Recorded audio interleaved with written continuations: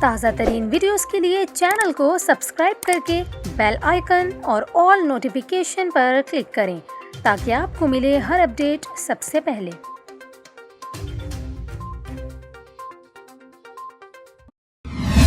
اور یہاں ہم اپنے ناظرین کو اہم خبر سے آگاہ کریں۔ محکمہ موسمیات نے کراچی میں صبح اور رات کے اوقات میں موسم سرد رہنے کی نوید سنا دی۔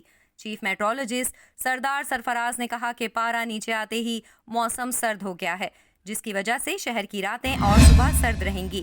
آپ کو بتائیں کہ انہوں نے یہ بھی کہا کہ شہر میں دن میں تیز دھوپ رہے گی، جبکہ کم سے کم درجہ حرارت 15 سے 17 ڈگری سینٹی گریڈ تک رہنے کا امکان ہے۔